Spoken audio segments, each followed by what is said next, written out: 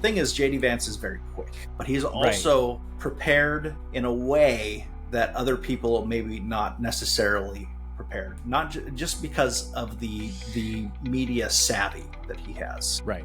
Well, and especially when you're trying to basically say, you got to be nuanced about taking immigrants out. You just kind of pull a JD Vance and say, I don't really care, Margaret. I don't want that person in my country, and I think most Americans agree with me. I just honestly, I don't think that there's any.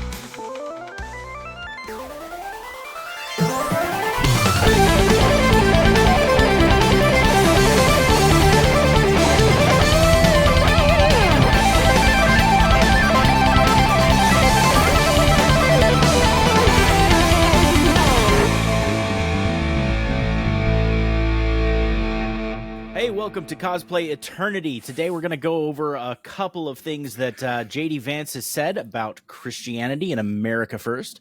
We're also going to do a little bit of review about just the way that the media has been interacting with Kash Patel, JD Vance, and a few others, and try to get an understanding from a public relations standpoint, like what's the kind of thing that is going through their mind. Like there's some salacious questions that are being thrown, and also just kind of catch up because it's been a while. I think the last episode we had was, I think it was almost like 3 months ago, where we went over 1 Corinthians 11, and I argued that the term for parabolium, the covering that Paul was using, was referencing as a reference to a part of the female extension of the female genitalia, in accordance with the article by Troy Martin and its counter by Mark Goodacre.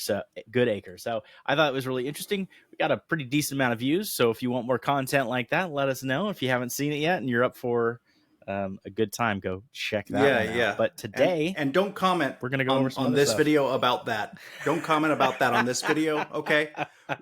Go back and watch the other video. It's exhaustive. We went through all of the info on it. Yes, and yes, even brought the first one we did, or two. It was just us, and just touched on it. And because of the feedback that we got on that one, we're like, okay, I guess we're going to have to go into it. But I guess, what do you expect, right? You go and you say, Paul was talking about a testicle instead of a covering, and people are like, you have my attention, and I am on high alert for heresy.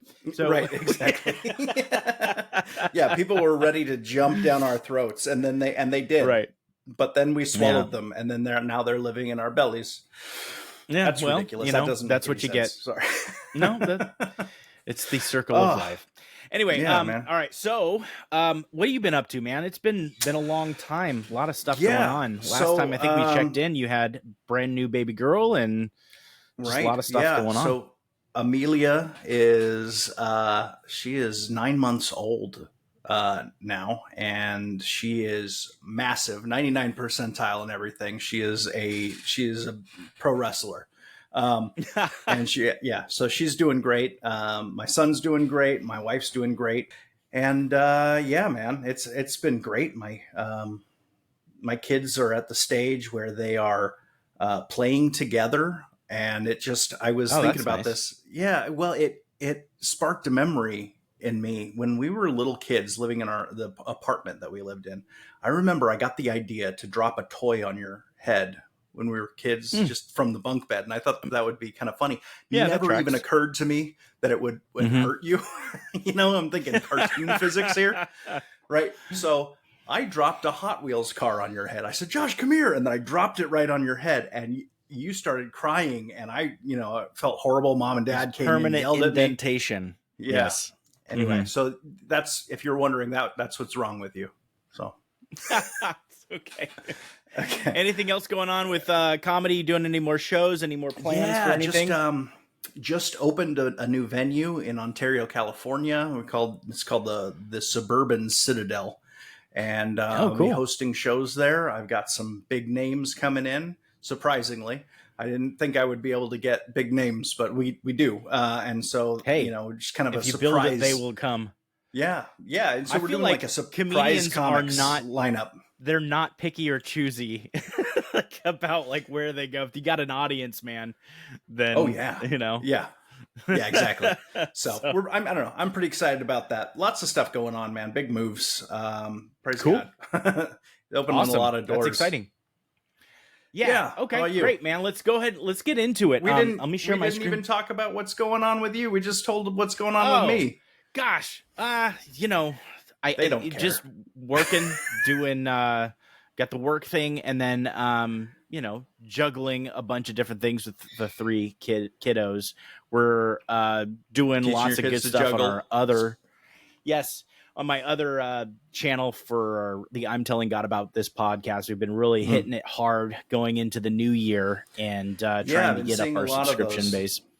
Yeah, It's it's really been good. fun. Really good show. I I'm do really enjoying it. appreciate being able to do something like this where I can take some time, because it's always fun to hang out with your friends. But if you've ever hung out with three other guys and tried to have a conversation, you only get a couple. Like, we're all always only able to Well, say a couple of things. So, and you guys are a lot more.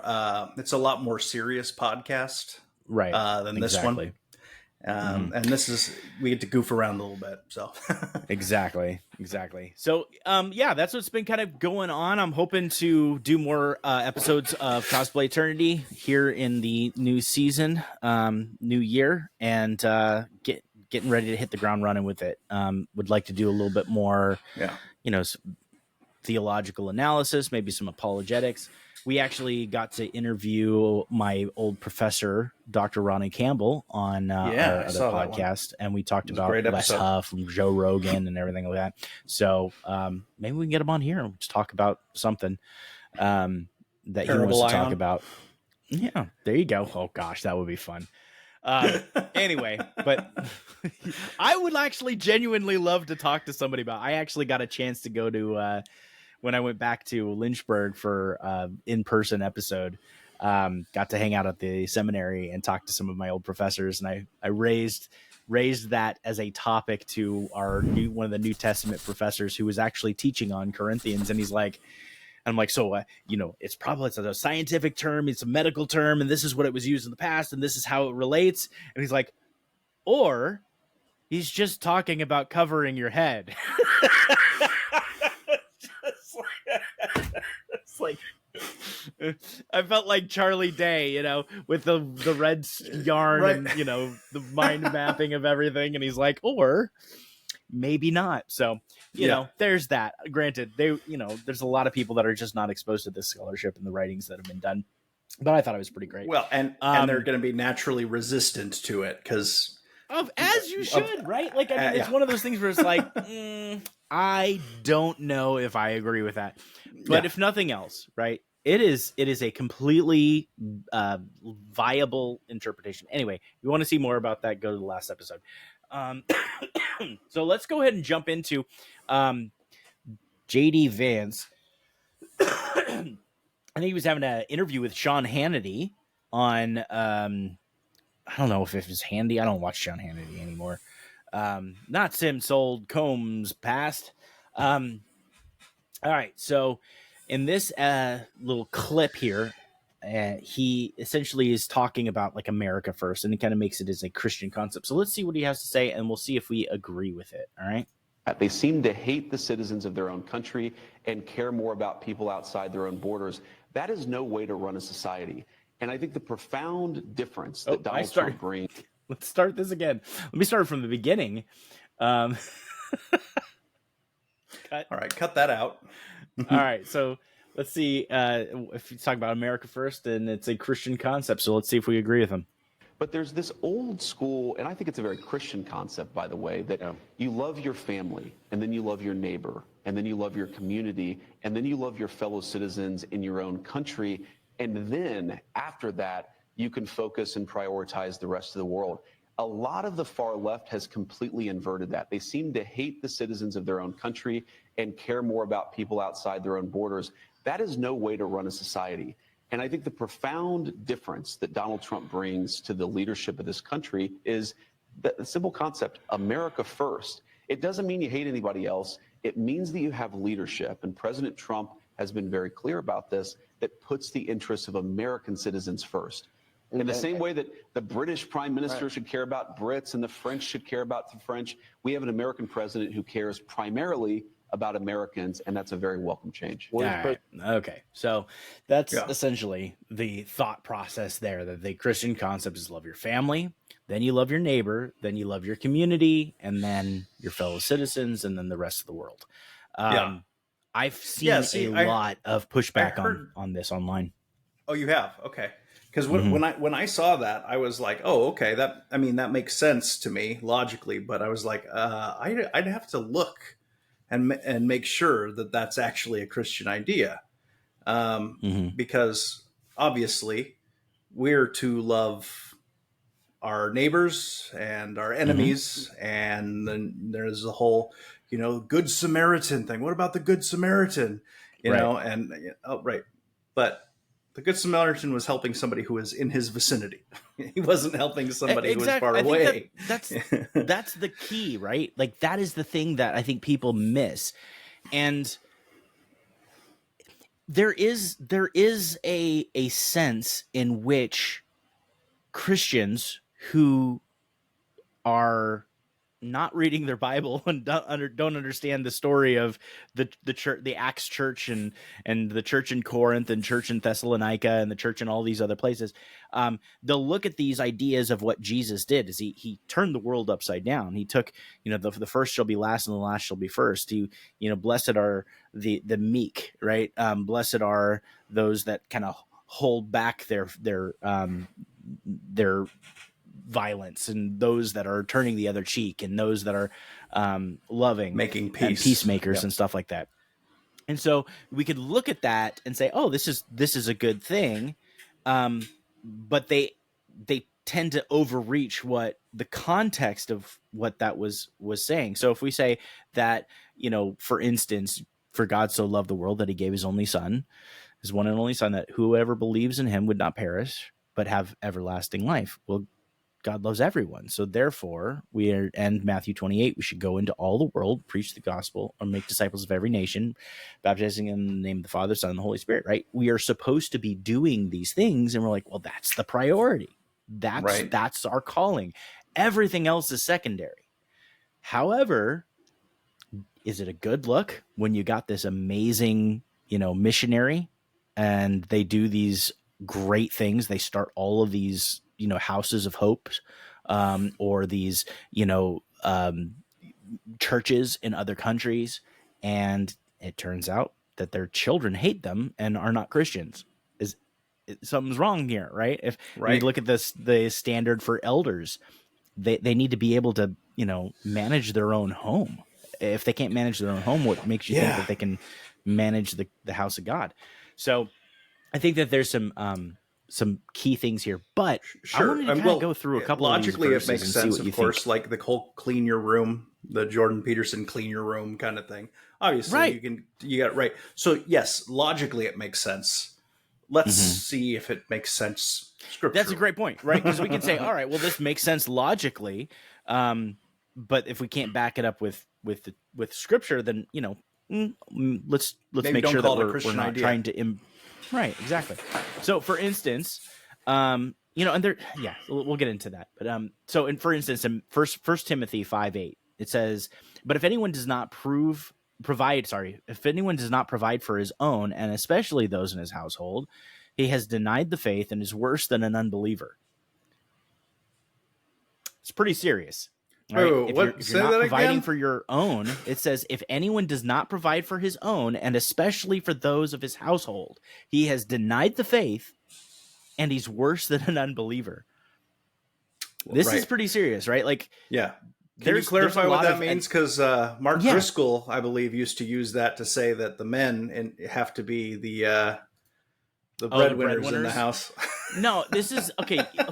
Regardless if you're now, granted, you need to provide for your family in the way that you lead them, you take care of them. If there is a financial need, you do what you can to make sure that things are set up for that financial need is set. If there is a emotional need, if there is you're a manager of your own home, right? And so you give and distribute positional authority, to use a military term, on things that you see needing to be done, right? To manage and take care of your family and provide for your family. So that, and we can look at the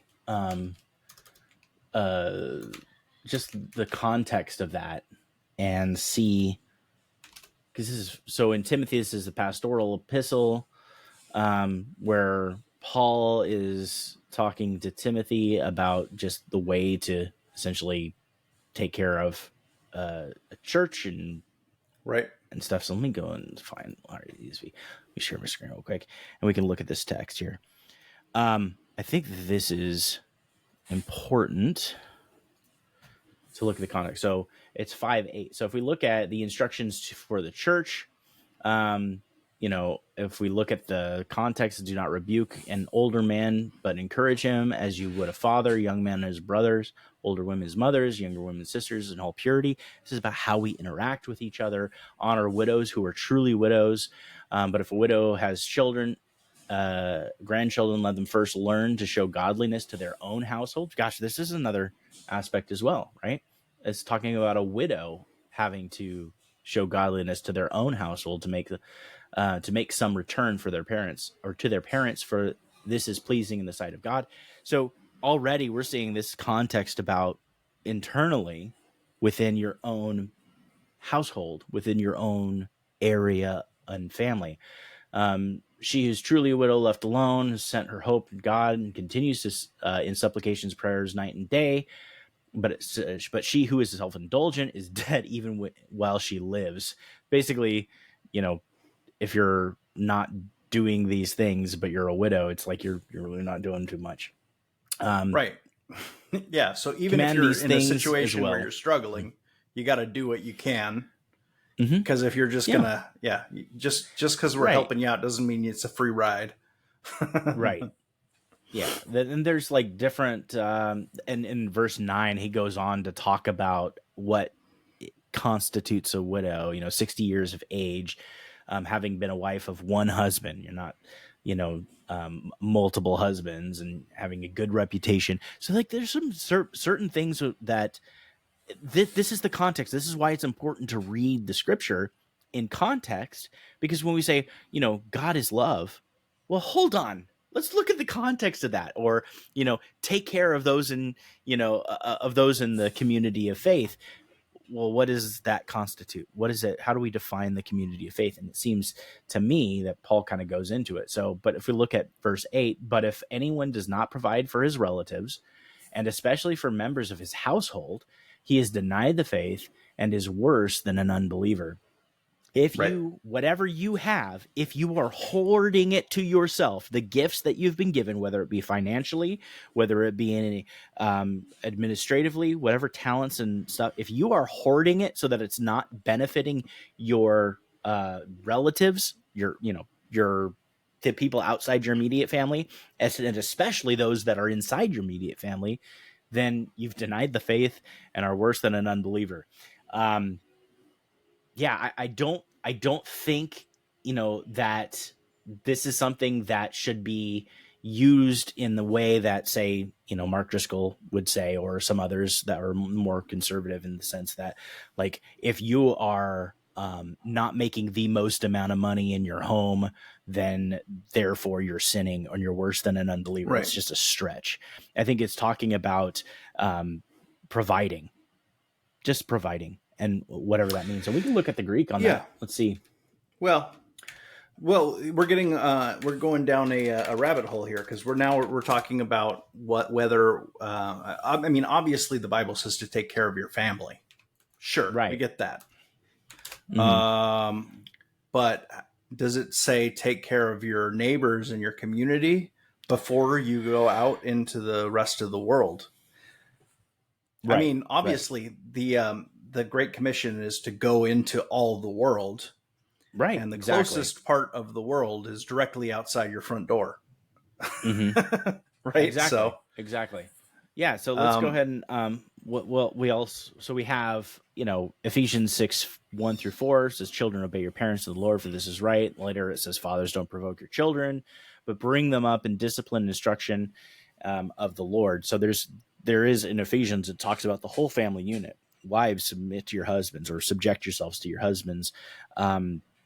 Husbands, love your wife as Christ loved the church. Wives, subject yourselves to your husbands as he's the head. And so like this is something that when we talk about the relationship between the family unit, Paul seems to be very specific and Sure. gives context But to it. It's not just a, well, I if don't you're think that the people who are saying who are disagreeing with JD Vance are disagreeing with this. I think of course JD Vance says, oh yeah, your family, then your community, then your it's an country. order disagreement, Right. I think. Well, right, but I don't think that they're disagreeing necessarily with the order, or I think they're saying, oh, but all at the same time. I just don't know that that's well. What happens, and this is also a good thing. What happens when you try to do everything all at once, right? If you are called to your well. family, I have ADHD, so it actually works out better that way. If I do it all at once, ADHD missions. Yeah. But like something is going to be neglected, right? It's the jack of all trades, a master of none. You are now granted. I understand this concept to where when you have a big community of faith, then there is more opportunity to serve, churches and missions and stuff like that in other countries and then the rest of the world. And yeah, that's something that you can maybe bring to the table. I would even go so far as to say, I think that there needs to even be a discussion in the evangelical church as to what stage that occurs. Is the community in the church being nourished? Is the community immediately outside the church, the unsaved population, are they being reached? Are we what are we doing priority? But we can get into that. But so I would just say, yes, loving your family first. That to me, that's kind of like that's backed up with scripture. Now, the only other argument that you could, I think, make is to say, well, you're supposed to do it all at once. Yes, and not to the neglect of the other. However, it looks to me like the severity of not providing for your own family is worse than not reaching, the outside community, right? Or even that's a good point. further on. Yeah. Okay. Yeah. The other thing is, like, we talked about the Good Samaritan, and so Luke 10:25 and 37. I think that this is where we get the Pharisee that is, trying to justify himself and asks, who is my neighbor? Let me see if I can pull it up here, because that is the question. Who is my neighbor? So like, you're gonna do likewise. And he's talking about the good Samaritan, and there we go. Let me share. All right, so if we looked at verse 25, parable of the Good Samaritan, and behold, a lawyer stood up. A lawyer, those lawyers that they want to be specific on the words. Like, let's clarify our definitions here, Jesus, because I want to make sure that I'm following the law in accordance with the legal, definition of it. So the whole lawyer stood up and said to him to test, saying, "Teacher, what shall we do to inherit eternal life?" He said, "What is the law written? How do you read it?" And he answered, "You shall love the Lord your God with all your heart, all your soul, your strength, all your mind, neighbor yourself." He said to them, "You've answered correctly, do this and you live." But he, desiring to justify himself, said to Jesus, "And who is my neighbor?" And Jesus replied with the story of the Good Samaritan.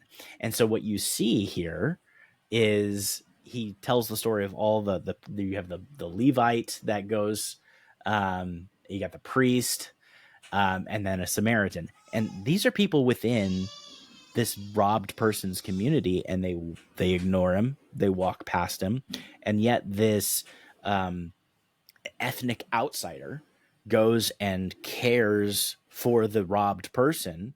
And Jesus says, "Which of these three do you think proved to be a neighbor to the man who fell among the robbers?" And he said, "The one who showed mercy." And Jesus said to him, "Go and do likewise." Right. So who is our neighbor Right. when it comes to this, right? I think it's the people Well, that are in close proximity to us within sure. the mission field of our own personal lives, our family mission. Yeah. Um, Chesterton said yeah. that Jesus tells us to love our neighbors and to love our enemies, probably because they're usually the same people. That is a good point. Very good point.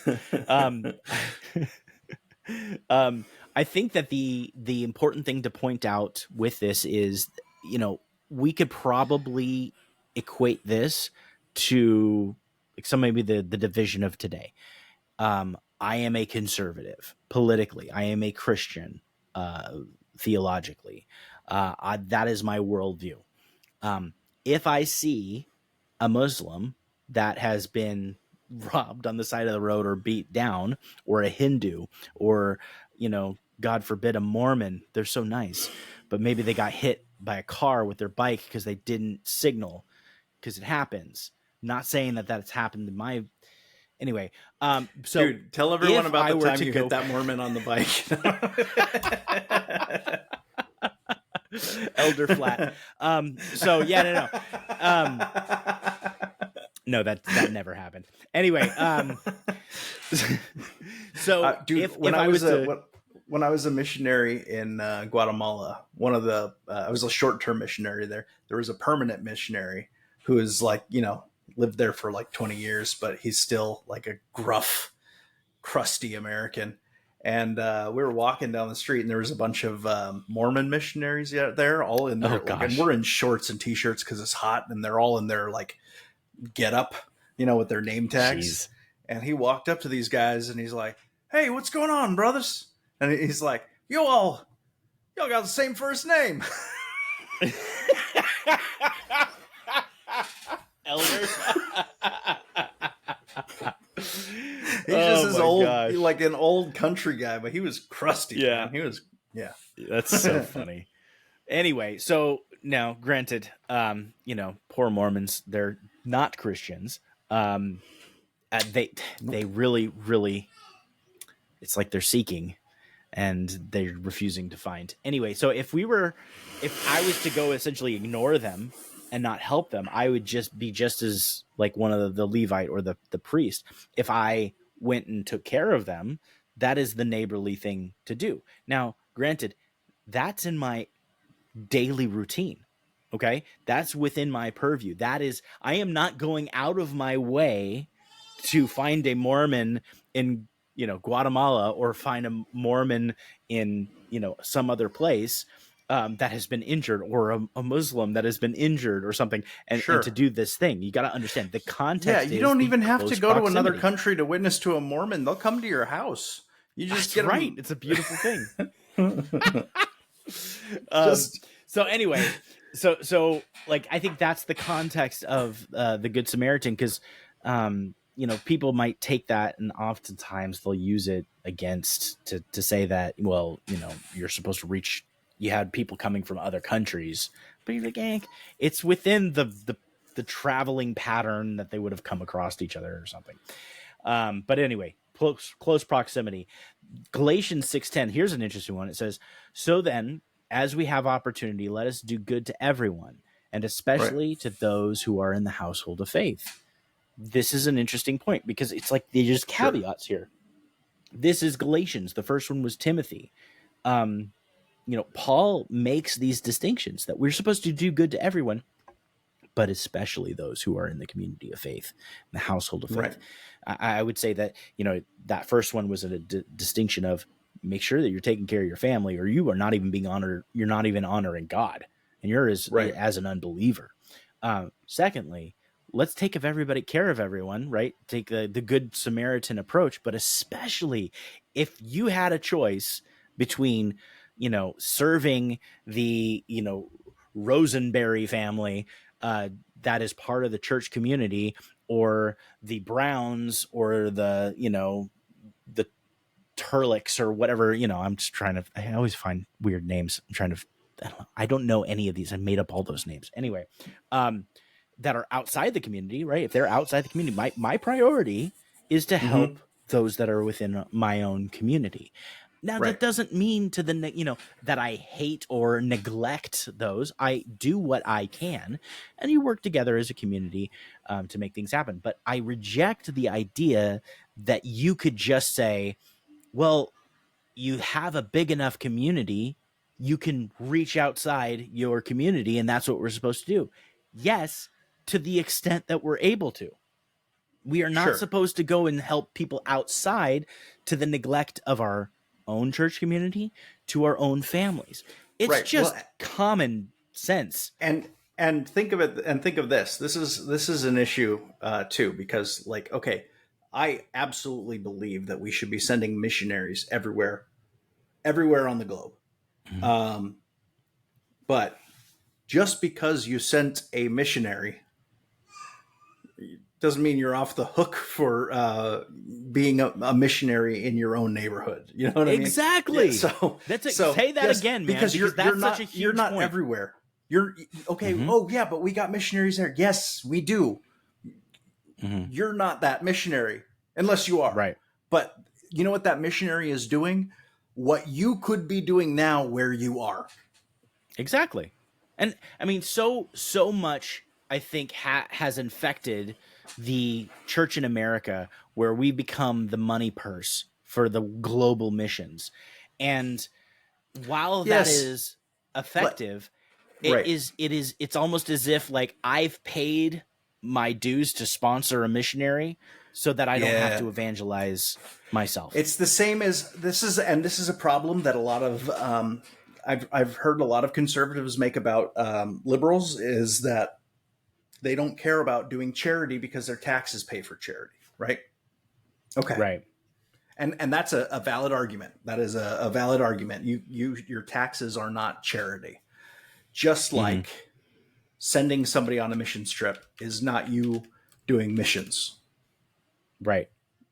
So yeah, you know. Uh, You well, have and to I you have also to do think your part, and so yes, if you're not taking care of what's in front of you, everybody has right. to do that. You've got your own circle, and Exactly. and what you can control, and you can't just go, oh well, I don't have to do that because I got a guy over there.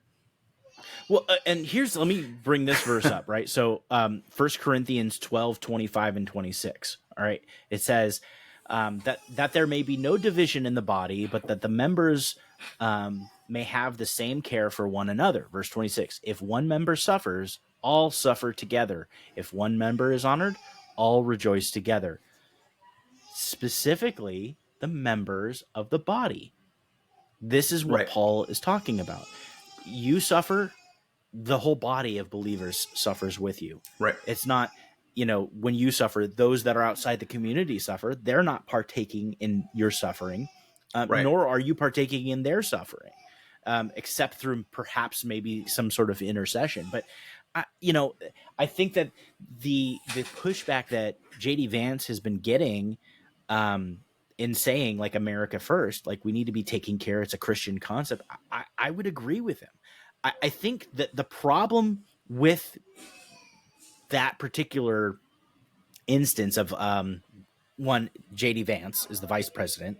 He's of the United States, so he's a government official, and then trying to take their policy and equate it with a theological concept. People apply so much negative baggage to Donald Trump and JD Vance based on their politics, on their position, that even when they're right about something theologically, we can't grant them that because they're the devil, or they're evil, or they hate, immigrants, and they hate like all these things that that people just place on somebody so that they can, I don't know. I don't know why people do this. And I mean, to some extent, I recognize I'm kind of guilty of that as myself.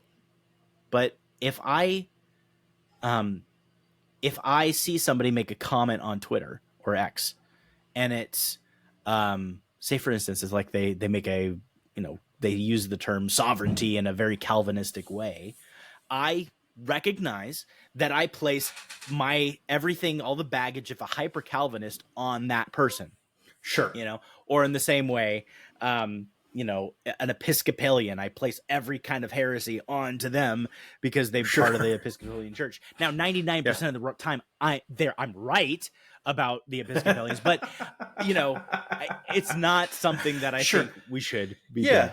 So, Well, you're wondering why people do that? I know exactly why. Because we're lazy and prejudiced. That's that's it. We've right. got our prejudices and we're lazy, and yeah, I mean that's Mhm. the simplest reason of all. Just being not doing the extra effort. And it's frustrating too, because I mean, you know, there's times where I'll talk to people and just based on being a Christian, there's all of these assumptions that are made, or even, and what's worse is, you know, the being a conservative, it's all these other things that are placed Sure. on Oh me. yeah, And when I so was it's just in the it UK, sucks. when people found out that I was Christian, they would ask me if I believed in dinosaurs, and I was like, "What?" And they're like, "Oh, were dinosaurs real?" And I was like, "Yes." Wait, who? What church is going around here telling you that that dinosaurs are not real? Because I would like a word. Oh my gosh. That's funny.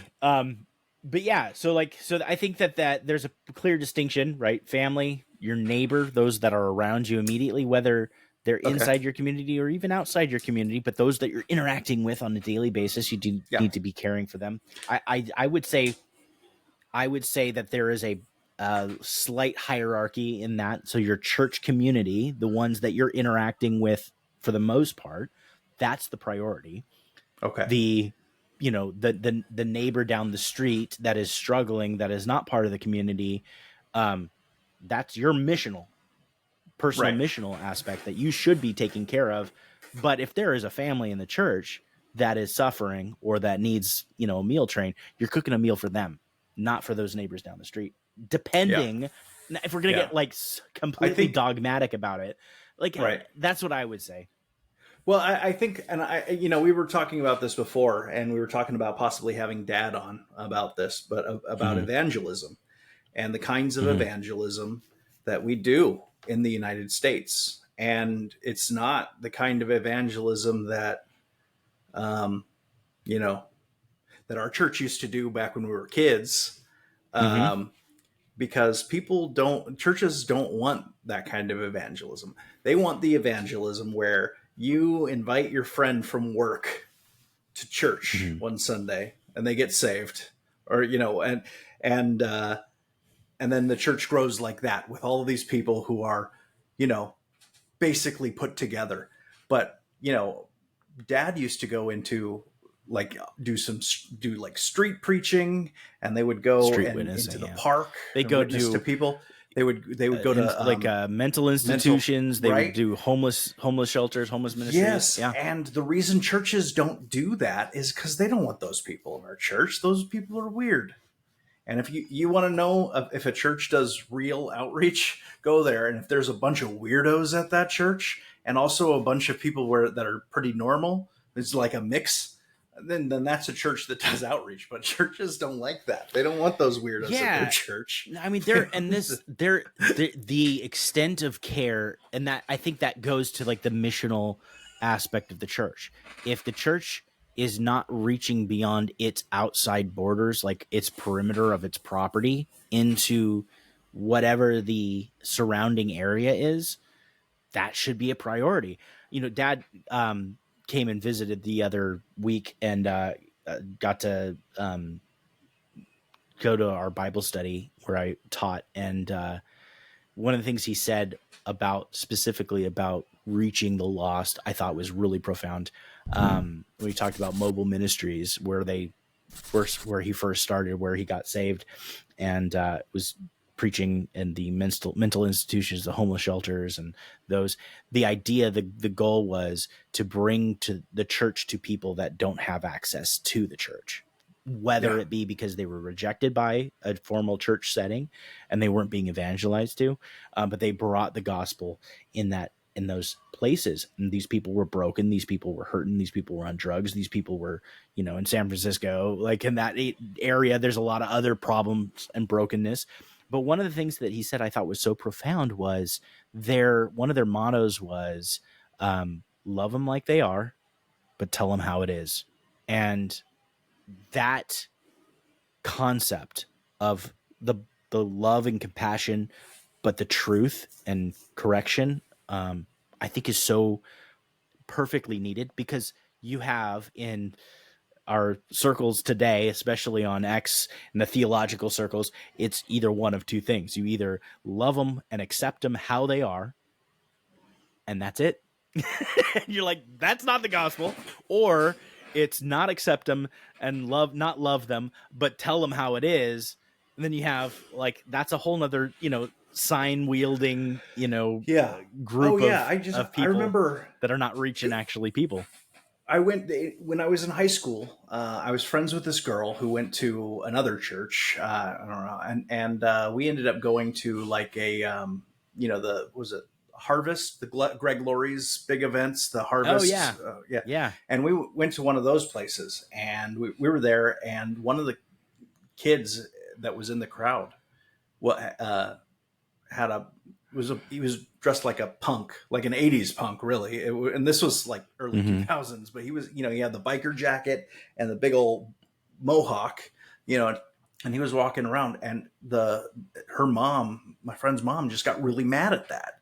And she was like, well, we gotta, he shouldn't be here. And I was like, excuse me, what? He shouldn't be here? And she's like, well, I was like, what if he's a Christian? What if he gets saved? And she's like, well, then he should fix his hair and his clothes. And I was like, oh, yeah.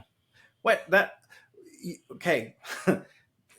There's an order of operations here too. You believe, and then you are changed, Right. God changes you, by the way. Sanctification is a process. Yeah. It's a process. And look, I can tell you funny that something is a sin, and but it's also between you and God. I can't order you to, hey, you stop doing that thing, and then right. I mean, well, there's different that flavors. God changes your heart. You can correct somebody, but exactly. You can't change their heart. Well, I mean, if that's the thing too. Like there's nothing wrong with having a mohawk. Yeah, a mohawk does not prevent you from loving Jesus and making disciples. I would say that if that becomes a problem, then maybe that's something that you should get rid of. But if you're you start a ministry of mohawks, sanctification. I doubt the process of sanctification is going to start with your hairdo. Right? Maybe if exactly, there are plenty of inappropriate ways to dress, and maybe you'll get convicted for that. But I really doubt that it's going to be something like that. I think that that God is probably going to deal with the attitudes of your heart first. Sure. I think and when people get rid of their mohawks is when they get too old for them. That's the time to get rid of a mohawk. That's right. just when you're you like, can no longer have hair to make a mohawk. That's when it's time to be done. So all right. So when you go bald. Let me move on real quick. All right, yeah. There's one other thing. A couple of things that I thought that was interesting here. For Deuteronomy 15:11. Here's an interesting one. It says, "For there will never cease to be the poor in the land. Therefore, I command you, you shall open wide your hands to your brother, to the needy, and to the poor in your land." Now, notice what it doesn't say. It doesn't say there will never cease to be poor in the world. Therefore, open your hand to everyone, the needy and the poor, everywhere. Right? That's not, it's not open borders. It's not saying it's specifically in the land. It says it twice. There will never be cease to be poor in the land, and you need to help the people in the land. And this goes to the concept, I think, that what JD Vance is saying is like, well, once you get your family, your neighborhood, your neighbor, your community, and then your country, that's a pretty Christian concept of saying, well, we need to make sure that we're taking, there is never going to be an end to, hungry people in the United States. There's never going to be an end to poverty in the United States. But what we need to do is we need to do the right thing, be compassionate, and help where help is needed, and help in the way that will be the most helpful. That doesn't mean just handing out money to people and not having any accountability. That doesn't mean enabling them in their sin or enabling them in their Right. self-destruction. So I think that that's Yeah. a pretty Christian Yeah. So, concept. long story short, yeah, JD Vance is probably right. Yeah, I Okay. think so. Yeah. That So took like an um, hour to get there. I know. That was like I know, right? We're at 45 minutes in. Anyway, but I really wanted to tried to go in through a little bit on our, in another podcast, but I really wanted to take some time to dive into it because I think that it Yeah. needs to be discussed. There is another aspect I wanted to say, just a little bit of your background, Trevor. I think Yeah. what's fascinating is, in the Navy, you did public relations, right? You went in, Yep. was originally as a JO, and then it was MC, Right. and then you So did I was a everything journalist, from and then we public got merged relations to with a combat bunch of other cam. rates. Yeah. So yeah, the journalist rate in the Navy did public affairs. Now they merged with to the mass communication specialists, and they all still do public affairs. But there's since you have to know so much more, you get less of it. You get less training in each thing. Mm-hmm. But yes, I did go to school for public affairs at the Defense Information, Defense Information School. Dinfos. Yeah, Yeah. Dinfos. So and now, so did JD Vance, actually. yeah. Okay. JD So Van- tell me about that. He was a Marine. So yeah, both he the was a Navy Marine. and I the think Marine Corps I went to believe he was Dinfos. a public affairs, right? Were there other branches? All branches of okay. the military and DoD. Mm-hmm. Pretty much anyone who is going to be working in DoD who's going to need military or media training of any kind will Mm-hmm. go to Dinfos. And some of our partner nations or whatever they're called, I don't remember anymore.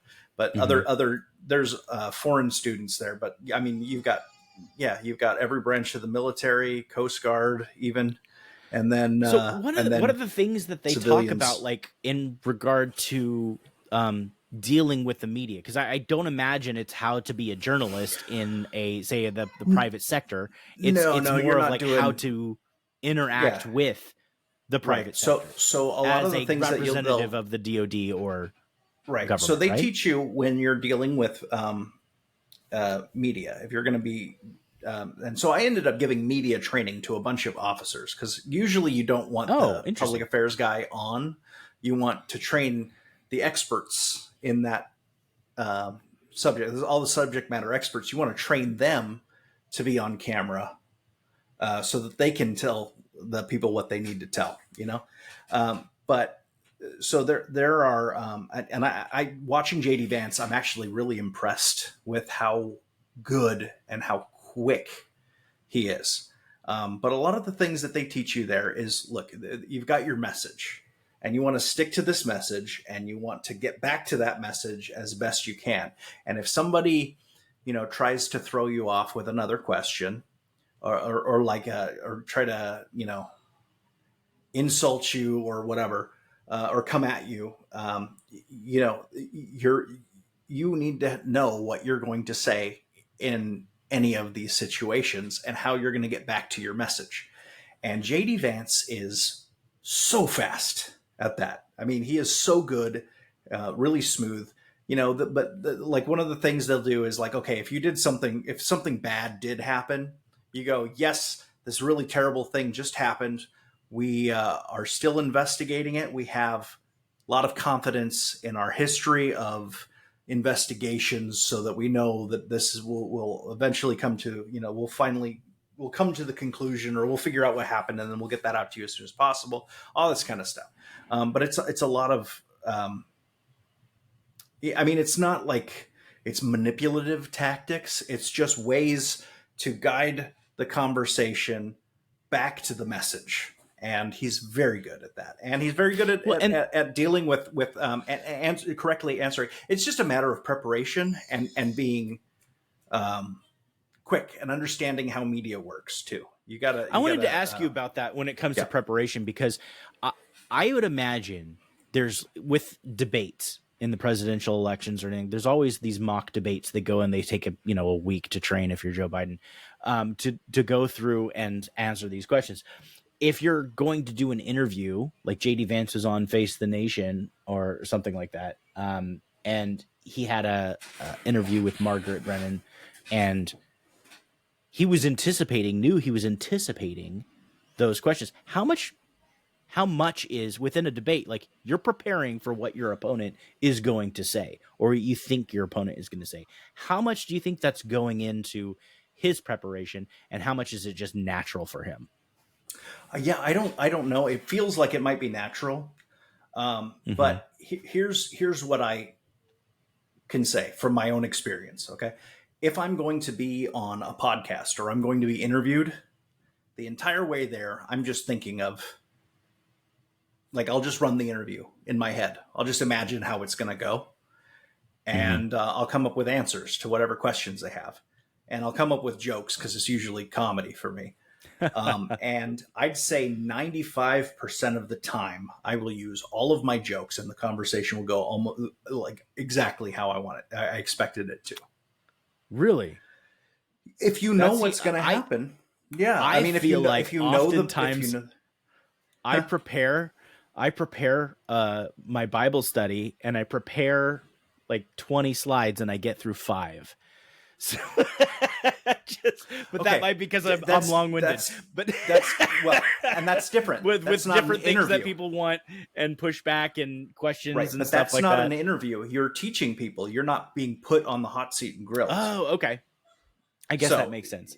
So during an interview, if you're being interviewed, okay, they're going to ask you some pretty obvious questions. Okay, then they're going to ask you this. They'll probably, we're going to talk about deporting illegal immigrants. Okay, well, they're probably going to say this because that's what I've been hearing all over and over again.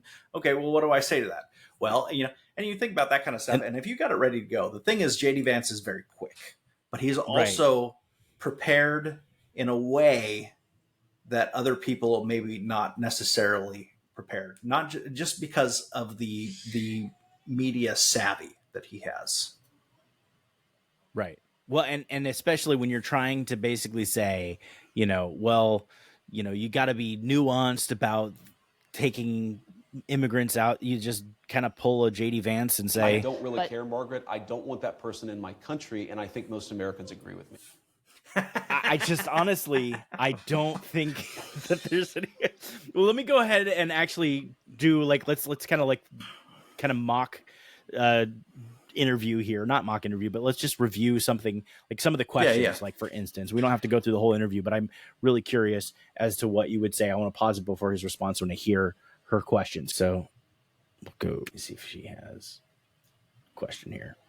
So we've seen all of these executive orders. Which one lowers prices? We have done a lot, and there have been a number of executive orders that have caused already jobs to start coming back into our country, which is a core part of lowering prices.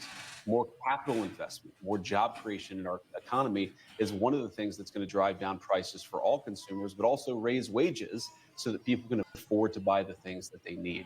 If you look at our slate of executive orders, no, Margaret, prices are going to come down, but it's going to take a little bit of time, right? The president has been president for all of 5 days. I think that in those 5 days, he's accomplished more than Joe Biden did in 4 years. No, but all the things you experienced. Okay, so yeah, that was interesting, right? So she's kind of as a gotcha, so prices aren't going to go down. And all these executive orders, and this isn't happening. Which one of these is supposed to make the prices go down? Well, obviously they're not. They're not putting in price controls. That's not a conservative perspective. So JD Vance is very quickly and briefly explaining how economics works to her. That's it. That's just he's knowledgeable, and he's saying, okay, we've done a lot. She framed it one way. He was like, well, you've done a lot. Which one of these lowers prices? And he said, you're right. We have done a lot. We've done a lot more than the other guy. Which is part of his message. He's getting into that message, and then he's better he's got a platform now to just list all of the good things that they're supposed he believes that we're doing. He's like, here are the good things that we're doing, and here's how that will lower prices. That's what he's doing. It works. Let's continue to see what else is said. to the grocery store, or what people touch and feel. That's what you were talking about, bacon on the campaign trail. Of course. of course. Those things, when do consumers actually get to touch and feel a difference in their lives? Well, Margaret, how does bacon get to the grocery store? It comes on trucks that are fueled by diesel fuel. If the diesel's way too expensive, the bacon's going to become more expensive. How do we grow the bacon? Our farmers need energy to produce it. So if we lower energy prices, we are going to see lower prices for consumers, and that is what we're trying to fight for. He's just teaching her economics. Again, this is Milton Friedman. He did a whole video on this. There's an essay, I think, called "Nobody Knows How a Pencil is Made" or something like that. Nobody knows how to make a pencil. Oh, that's right. Because it goes through like all of the places in the world, that every aspect. We get the timber from Canada, we get the lead from whatever mine in Ghana or something like that. Yeah, right. And if you go to, there's a guy on YouTube who tries to do things from scratch. Like, what would it take for me to make a toaster or a suit or whatever? And he does everything, including harvesting, like growing the plants, or harvesting the plants, treating them. Great. And he does this. I think he did one where he made a turkey sandwich or something like that, and it cost him like thousands and thousands of dollars.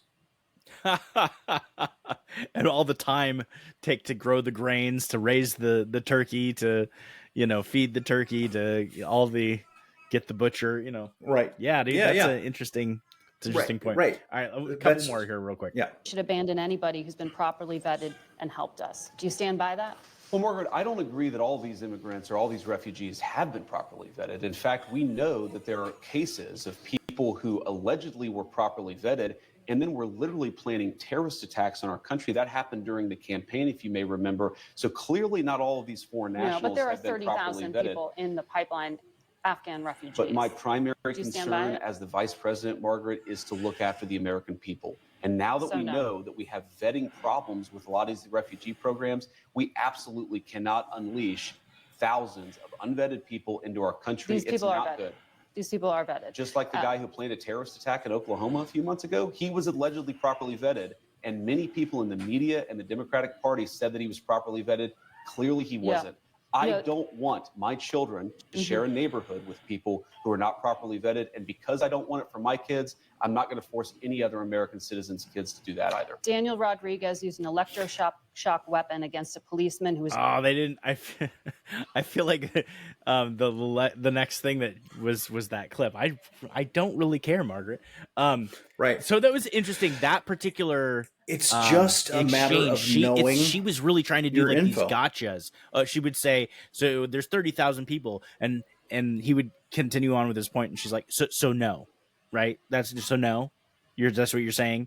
And these people are vetted. No, these people are vetted. Like the real time fact checking in media, right? So he doesn't lose his cool. And he doesn't get angry when they lie to him or try to bait him like that. Frame it a certain way. Right.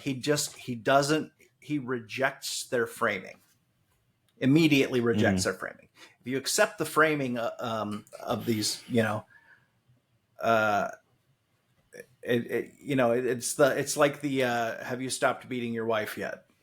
Right. Right. Well, or are you still framing, beating your wife? Or, that's speaking of framing. I want to take some because that kind of more along the lines of what we've been seeing from these confirmation hearings, and this is a different beast because you're not dealing with the media directly. You're not dealing with a journalist. You're dealing with a politician, which is a lot more. These are still things.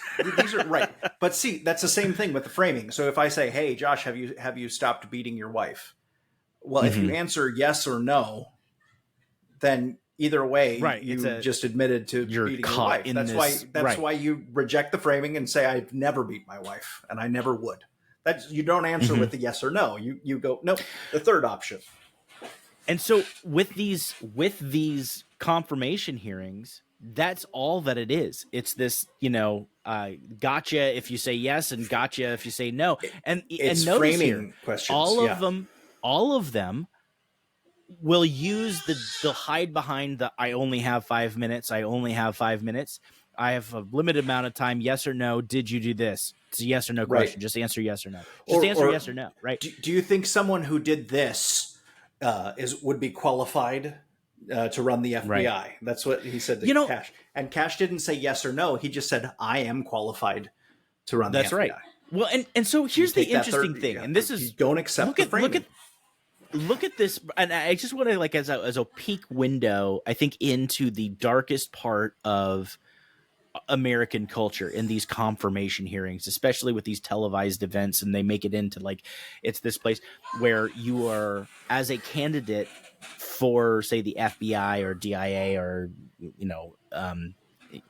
all of the different cabinet positions that Donald Trump is assigning these people.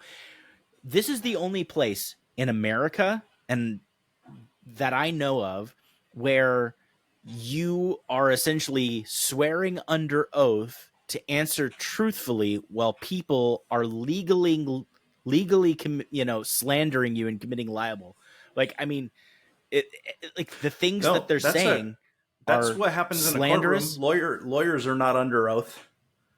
It's just that the judge can step in and say, "Hey, you can't say that." Right. It's leading the witness. It's you could object to those facts, but I'm saying without any kind of objection, without any kind of defense, you are essentially grilled, which I think is, because it's become such a dog and pony show. It's disgusting to see. Well, and these don't even do anything. You remember, like, they had all these hearings. A long time ago, a few years ago, where they had Mark Zuckerberg in, and they asked him a bunch of questions like, are you doing the thing?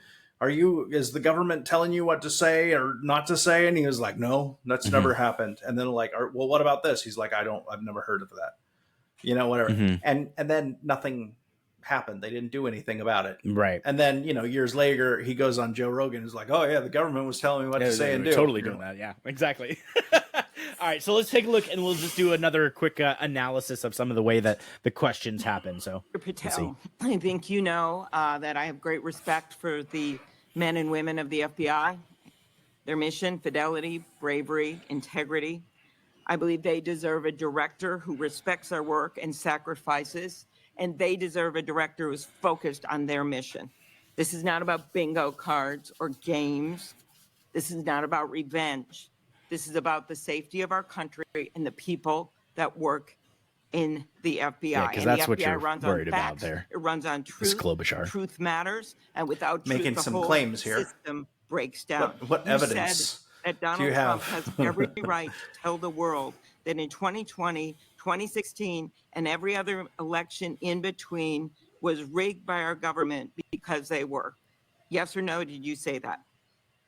Okay. All right. So just framing this is interesting. She's talking about, she sets it up, taking the moral high ground. I'm here for the truth, the truth, nothing but the truth. And then she makes some false claims. She makes false claims. The FBI works in truth. And they work in facts. And I was like, well, we know from Congress's own reports that the FBI did not do that and has been caught lying and misrepresenting the truth. Lisa Page and the Strzok, whatever his name is, like John Strzok or whatever, those two FBI investigators that were investigating Trump. He's not going to be president, is he? I was like, no, we're not going to let him. that happen. We'll stop. We're not going to. We'll stop him. Like, this is a dishonesty within, like, that we're already seeing. And so to say, well, they're honorable and everything, it's like, look, there should be a healthy distrust of our government, as you and I both know, working for the government. I trusted the people that I worked with about as far as I could throw them, knowing that if they got the opportunity to only work from home, they would take it, and they would complain if they ever had to come back, which is actually happening. Like, yes, absolutely. Yeah. Right. No. Okay. This is again. So this is a bunch of these kinds of questions. You frame it by but like with false framing, and then like, okay, so the FBI is the most honorable, wonderful, never lying organization. Their integrity has never been called into question. And you said this is, I don't trust them. Yes or no? You know what I mean? Right, right. Okay, Yeah. So that's nonsense. let's look There at was what he also says. a- Let's okay. Yeah, Mhm. go ahead. Go ahead.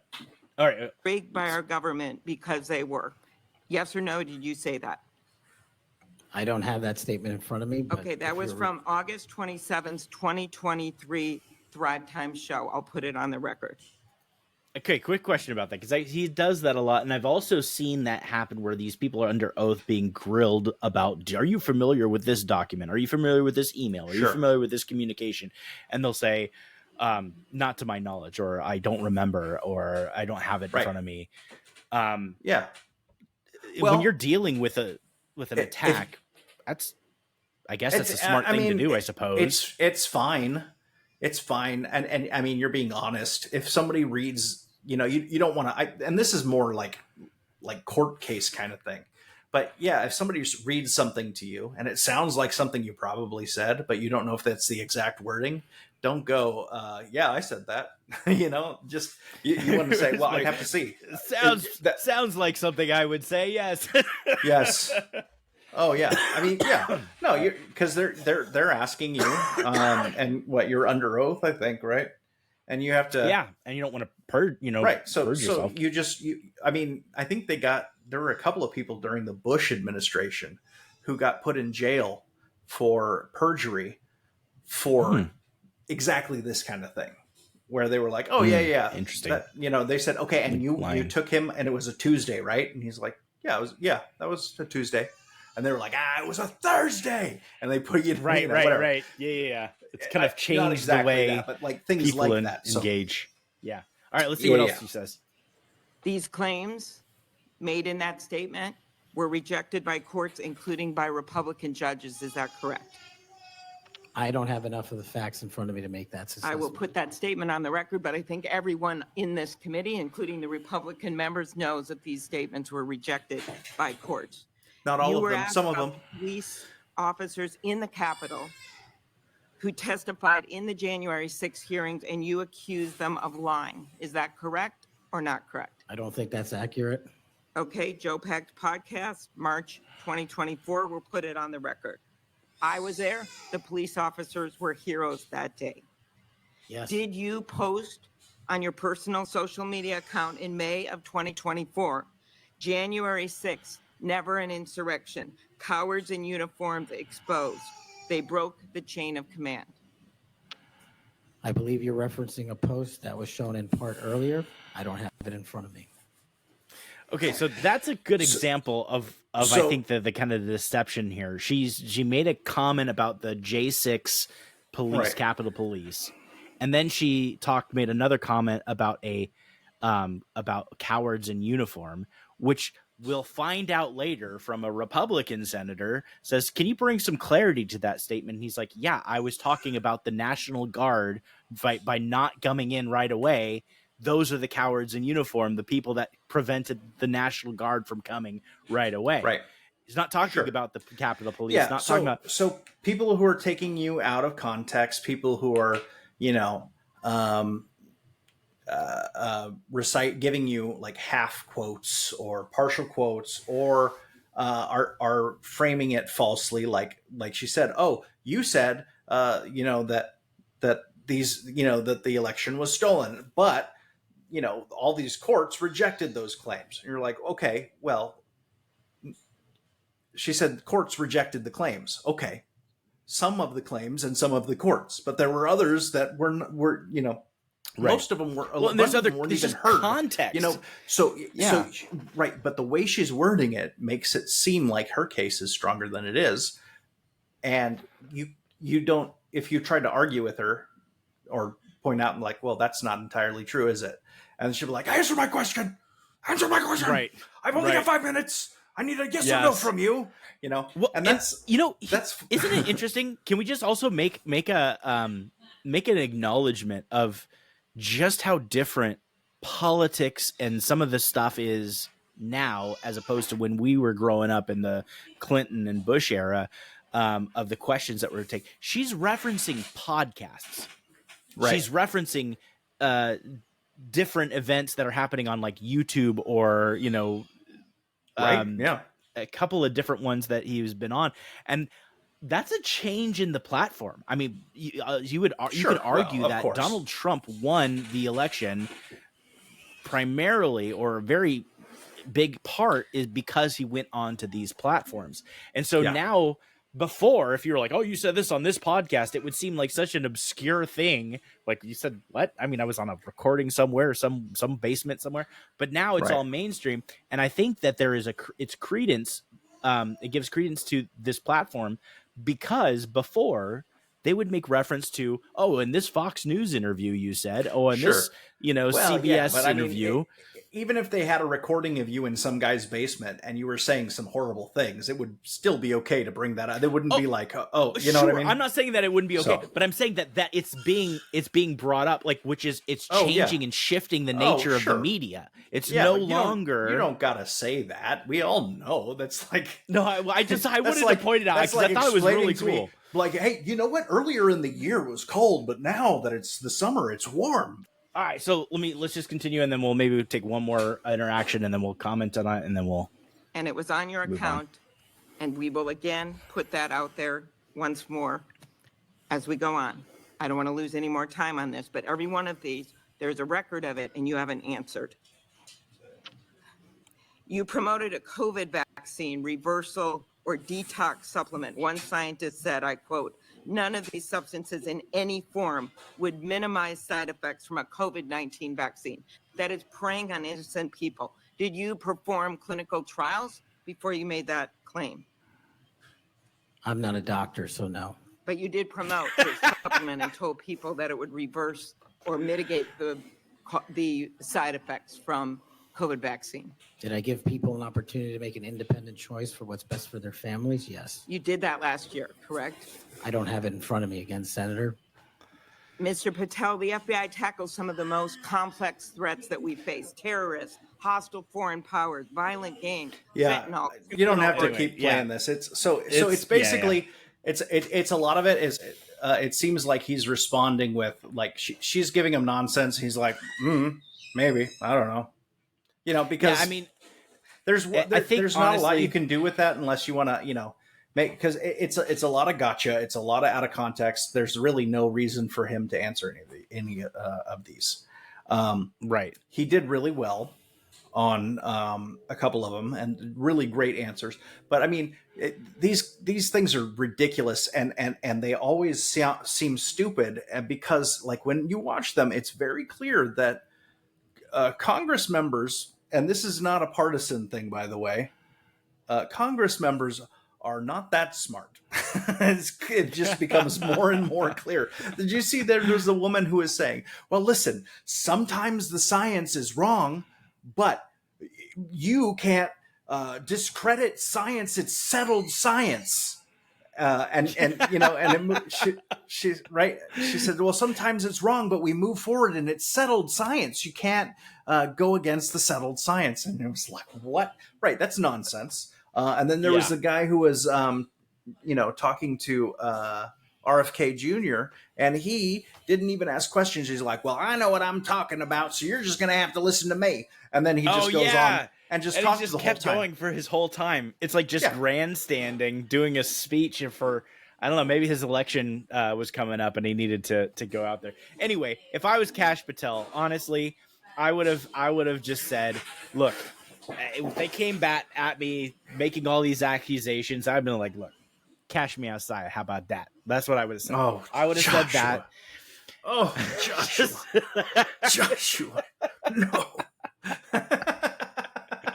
And on that note, this has been Cosplay Eternity. Thank you, Trevor, for kind of taking the time to go through those scripture references, and also with JD Vance and some of the way that we interact with, or we see interaction with the media. I think that was really telling to see some of the behind the scenes, what's going through the minds and stuff. I think it's fascinating. So. Yeah, I think, and I think that some of the way the media is treating the politicians or the nominees, media training is not going to help these guys as much as anti-interrogation training it would. Interesting. Because listen, That's true, man. I went to public affairs school, but I also went to SEER school. And I'm telling you, That's right. the SEER training overlaps with this more than the public affairs stuff does. Dude, what does that say? What does that say when you're talking about like talking to a bunch of senators and you're like, it's better off that you have survive, evade, resist training. That's funny. All right, cool. Well, we'll do another episode again, maybe talking about more of this stuff later. But Yeah, for sure. for now, thanks for watching. Like, subscribe, and we'll catch you on the flip side.